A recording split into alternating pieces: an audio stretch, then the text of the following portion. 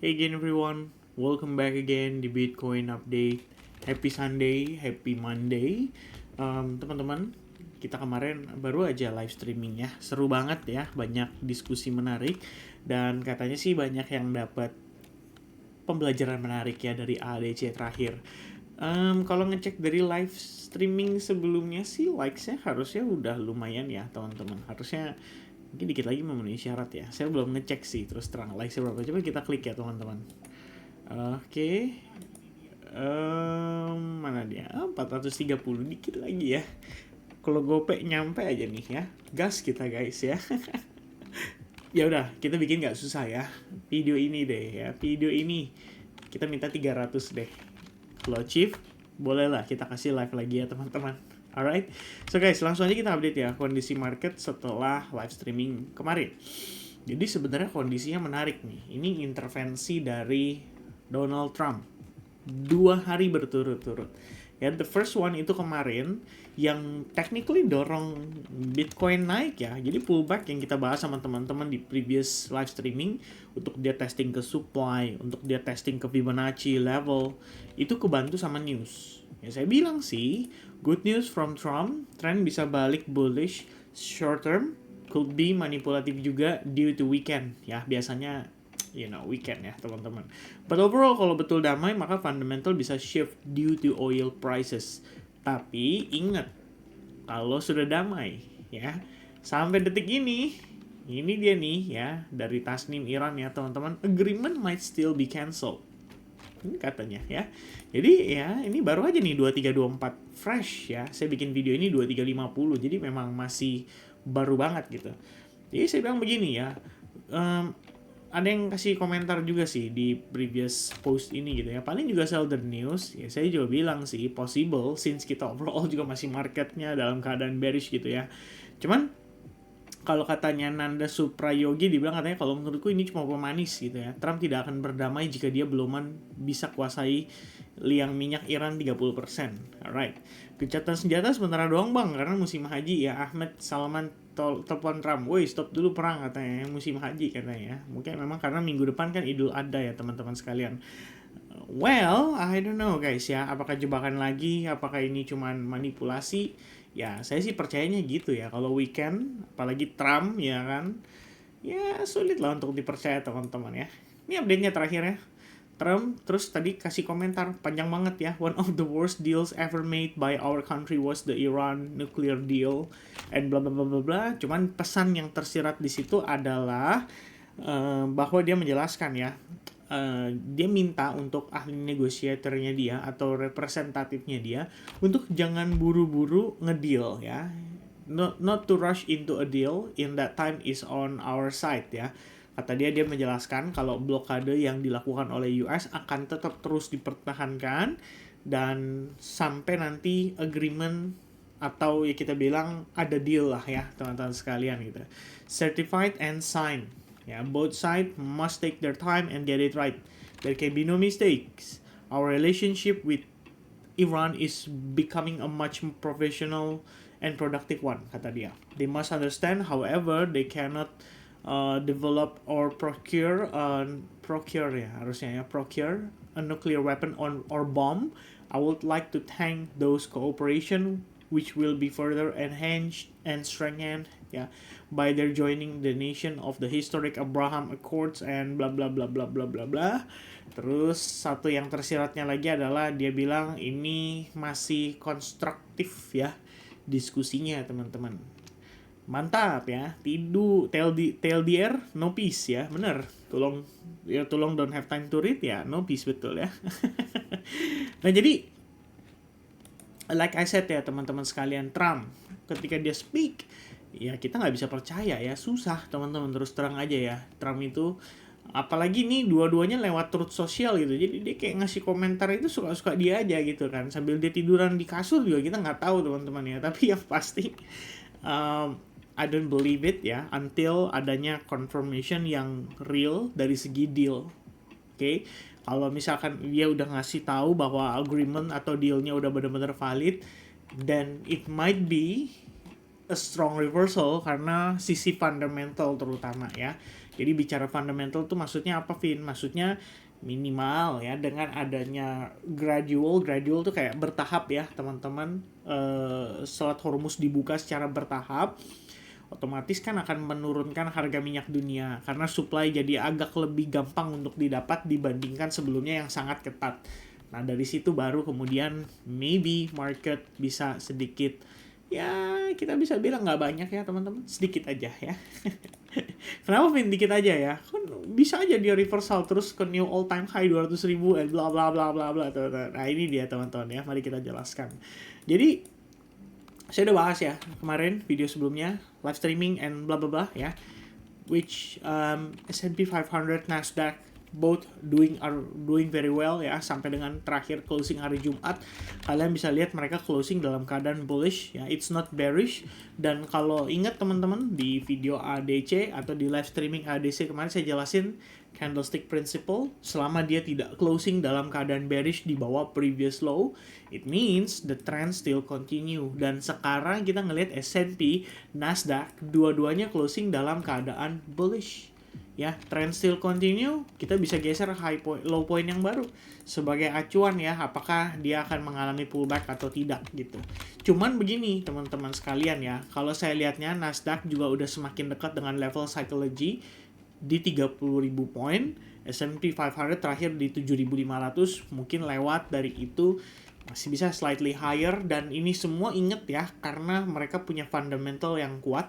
Fundamentalnya apa, Vin? Ya, kita buktikan dari hasil earning yang ditunjukkan atau laporan yang ditunjukkan pada seminggu sepekan terakhir ya, seminggu 2 pekan terakhir, dari Nvidia, dari Apple, dari Amazon, all still good ya. Nggak ada masalah teman-teman, earningnya masih di atas estimasi bahkan. Jadi kita bisa bilang orang-orang itu ya tidak salah gitu ya betting di situ, karena memang ternyata terbukti dari segi company ada pertumbuhan, walaupun konon katanya desas-desusnya ya bubble. Kita ngelihat ada banyak sekali indikator nunjukin kalau kondisinya berpotensi bubble gitu kan, dari Buffett Index lah, terus kemarin itu apalagi ya teman-teman ya, harusnya kita lihat dari PE juga ya, PE ratio-nya teman-teman, yang udah terlalu, angkanya udah terlalu fantastis, udah terlalu signifikan gitu. Ada beberapa yang sempat dibahas sama si Zero Age ya kalau nggak salah di Twitter, dan juga sama Gerard Moreno ya di Twitter juga. Dia dari Glassnode, punya tim riset teman-teman, atau CryptoQuant saya lupa. Tapi intinya ngebahas tentang resiko bubble pada ya stock market gitu. Dan bahkan si siapa namanya, Michael Burry ya, tapi kalau Michael Burry sih menurut saya udah terlalu gambling dia ya, udah tebak-tebakan gitu ya, udah nggak jadi spesial lagi. Kenapa teman-teman ya?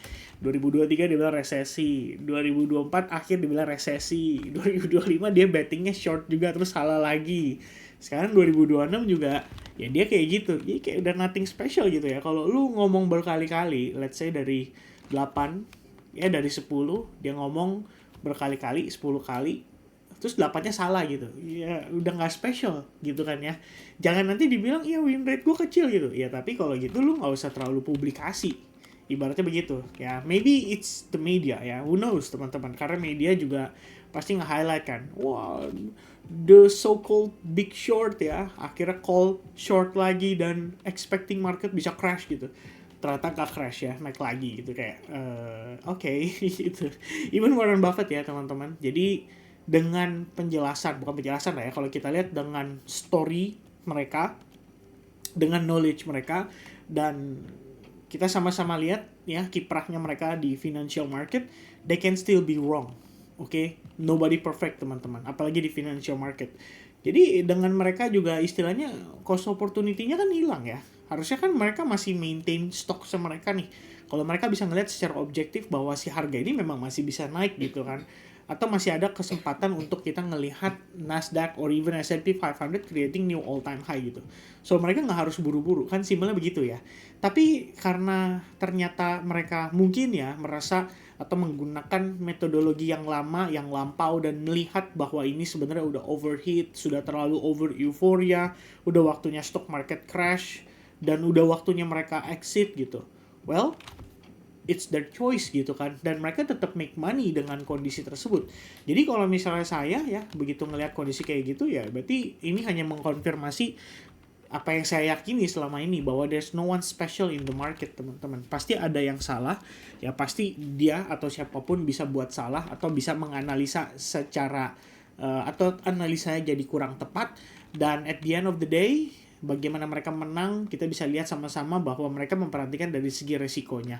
Jadi ya menurut saya kita tidak wise untuk terlalu overconfident terhadap satu tesis ya. Dan khususnya di sini untuk saya di Bitcoin, untuk teman-teman juga sama, ya open minded aja ya dengan berbagai kemungkinan yang bisa terjadi di market. And in this case, balik lagi ke penjelasan tadi, S&P 500, Nasdaq both nunjukin strong momentum. Mereka creating all time high, masih creating all time high. Kalau ini deal beres juga saya yakin mereka new all time high. Sebab apa? Sebab harga minyak turun, ekspektasinya inflasi turun. Ekspektasi berikutnya lagi adalah the Fed nggak perlu naikin suku bunga. Ya terakhir kan Waller ada bilang, kayaknya kita perlu hike nih ya. Itu yang jadi kepanikan di market, berpikir bahwa well, I think maybe it's the best to start taking profit, atau mungkin karena liquidity semakin tight nantinya akan membuat mereka berpikir jadi masuk akal bahwa gue harus taking profit gitu sekarang. Kira-kira seperti itu. Which is gak salah teman-teman ya. Tapi at the end of the day, intinya fundamentally teman-teman, kalau ceasefire 60 days itu ter-approve dan agreementnya benar-benar deal antara US dan Iran, ya fundamentally akan shifting gitu ya. Jadi yang kita bahas kemarin ini, ya ini omon-omonnya gitu ya, dari sisi omon-omon, dari sisi basa-basinya Donald Trump gitu. Tapi kenyataannya atau realitanya nanti di lapangan seperti apa, saya pikir akan bergantung di pergerakan seminggu ke depan. So mari kita lihat ya bagaimana hasil daripada diskusi atau negosiasinya. Kalau memang betul demikian, then we might still have chance untuk lihat Bitcoin testing ke 85.000 mentok-mentok. Maybe ya teman-teman, $85,000 gitu. Karena so far kalau kita ngelihat on the weekly time frame, dalam 7 jam kita ngelihat Bitcoin bisa saja closing membentuk sebuah pin bar, and terlepas dari apakah dia closing candle-nya bullish or bearish gitu ya, it's still a pin bar karena ada jarumnya panjang ke bawah, nandain bahwa well, we still have enough buyers dari bawah untuk holding harganya dan bisa kembali ter-rebound gitu ya. Nah, kalau kita ngelihat dari perspektif internalnya teman-teman, ya saya udah jelasin kemarin bahwa di Elliott Wave pun ya, kalau kita memang masuk ke impulsive wave, sooner or later pasti ada pullback, pasti ada retracement untuk nyari subwave 2-nya itu. Before dia ngejar ke 3, ke 4, dan ke 5, selalu ada pullback-nya dulu. Ya, dan tentu saja berbagai sentimen positif yang tadi saya jelaskan berdasarkan pernyataannya Trump ataupun berdasarkan hasil pertemuan atau negosiasi mereka, jika seandainya deal terjadi dan market memasuki sentimen positif, itulah proses yang mengkonfirmasi atau menjadi possibility untuk subwave 2-nya ya. In case saya salah teman-teman, maybe we are still in the Y ya.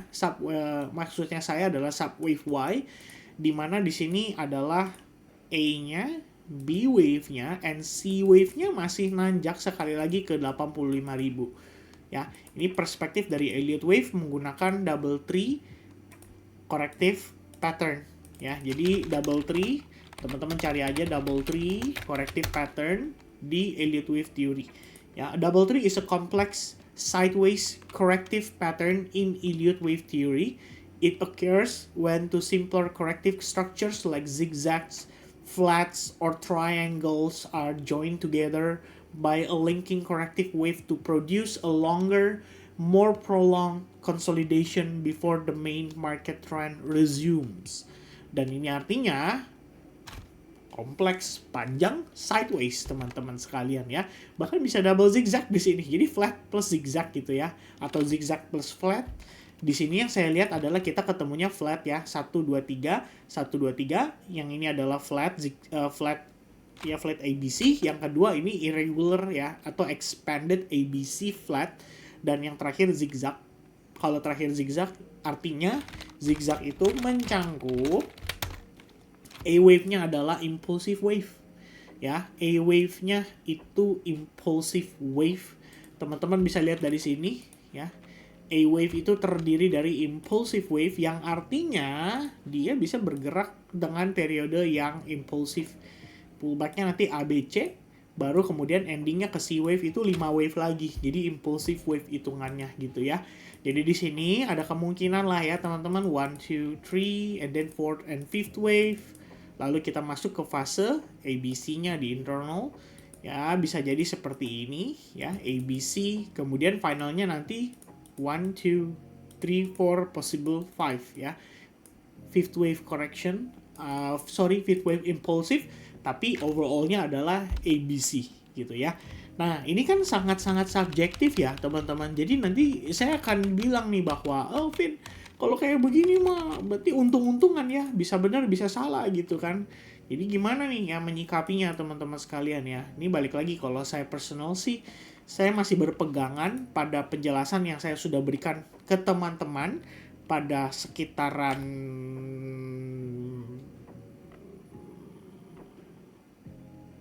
ini dia ya. Sebulan yang lalu teman-teman ya, proyeksi bottom Bitcoin, Anda bisa cek lagi, cek back video itu karena live streaming itu karena itu penjelasannya cukup detail ya. And I think one of the biggest reason kenapa saya masih mempertimbangkan ya kalau misalnya mau accumulate juga pelan-pelan dengan kondisi harga sekarang, menurut saya masih bisa sedikit lebih murah. Ya nggak banyak tapi bisa lebih murah dari harga sekarang, dan dasarnya semua ada di situ penjelasannya teman-teman. Nah meanwhile for daily-nya ya, kemarin kan kita ada bahas ya waktu di ADC teman-teman. Saya nunggu apa ya, ada yang inget ya, probably kalian ingat karena ada yang sampai nge-DM saya di Instagram saking dia pengen tahu ya, ini gue nunggu konfirmasinya gimana gitu. Main kita bahas ya bahwa di sini ada supply-nya teman-teman, dan kondisinya adalah kita nggak dapat confirmation gitu. Ya, kamu bisa lihat di sini, this is not confirmation ya. Kenapa nggak ada closing di bawah low candle ini? So, dia still doing well. Bullish engulfing lagi. Small body candle, abis itu dia naik lagi. Nah, di atas sebenarnya saya juga sempat antisipasi ya, bahwa di sini terdapat potensi SNR diiringi dengan imbalance, which is sebenarnya bisa ya kalau mau spekulasi entry di situ. Tapi saya kan butuh konfirmasi, dan saya lihat Bitcoin-nya dengan sentimennya gitu. Saya pikir kayaknya yang usual skip gitu ya. Yang saya masih pantau ini Sky AI. Tadi saya bilang sama teman-teman, ini perhatiin ya, kenapa penting yang namanya nunggu confirmation ya, especially ketika kalian berencana untuk sell shorting, karena ini jadi experience penting ya buat teman-teman. Jadi ya ini ya tadi ya teman-teman, ini dia ya Sky AI. Saya bilang tuh, I'm watching Sky AI closely ya. I think we might have confirmation after 20 minutes ya, closing candle di 1 hour, karena saya posting ini jam 11:40 gitu kan. Jadi nunggu 20 menit confirmationnya. Karena kalau benar nih kayak gini, yang terjadi adalah dia break terhadap rising wedge, membentuk engulfing candle di area supply, dan testing 79% retracement, which is good gitu kan. Menjadi potensi lower high yang ideal. Ternyata teman-teman, saya cuma bilang begini ya, look at that ya. Dari confirmation candle ya, nggak nyampe 5 menit. Kenapa? Karena saya bilang tadi 20 menit lagi ya, teman-teman. Kita lihat closingannya.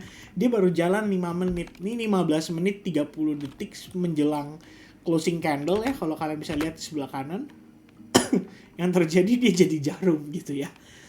Jadi saya kayak cuma bilang teman-teman, that is why ya, it's very important untuk nunggu konfirmasi, khususnya kalau mau shorting.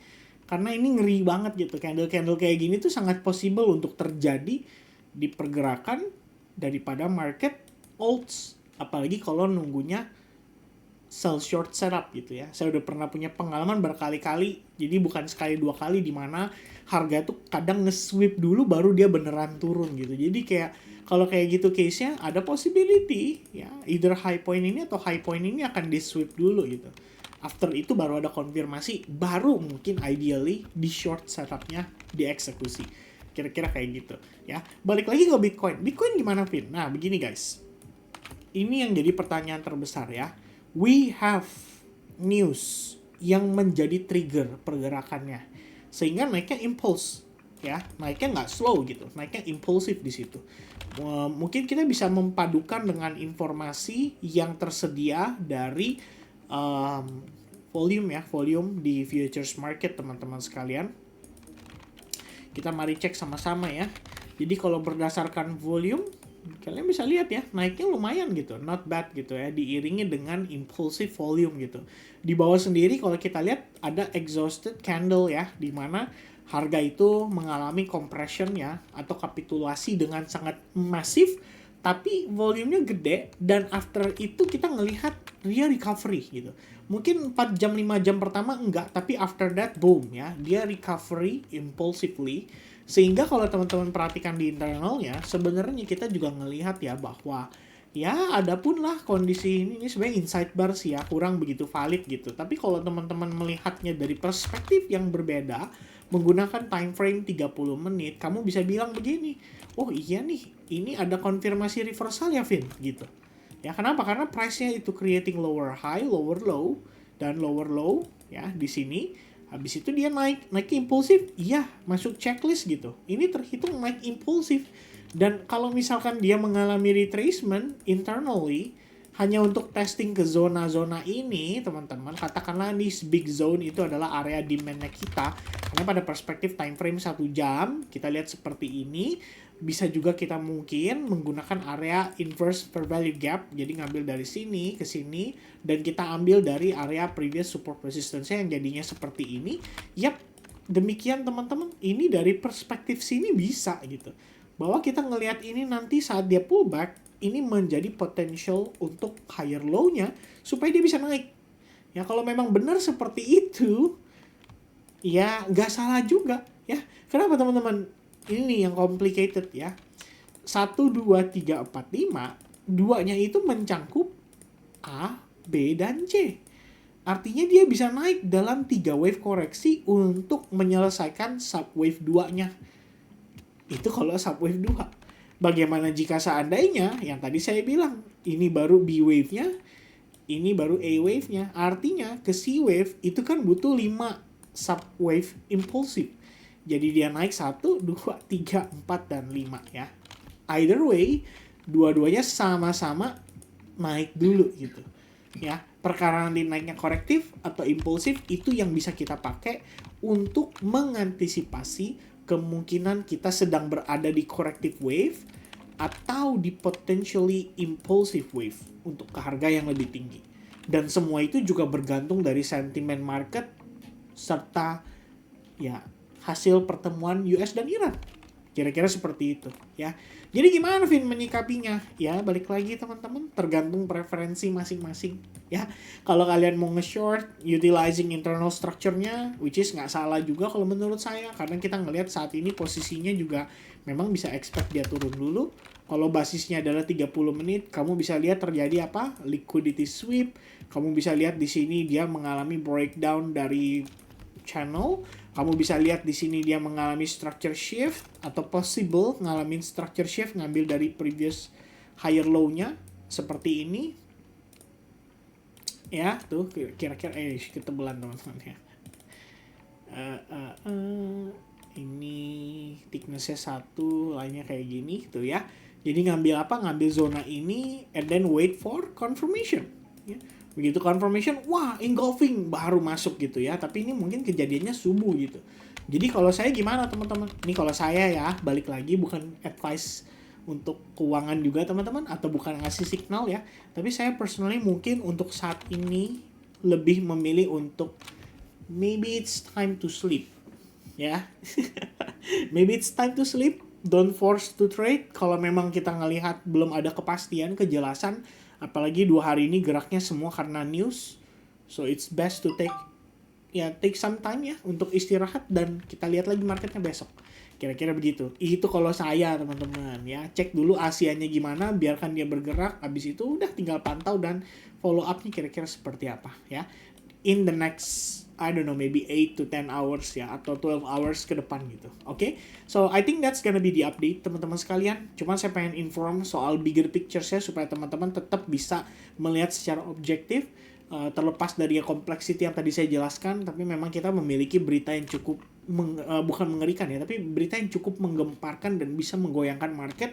So, I think we have to be ready ya for anything yang bisa terjadi di market.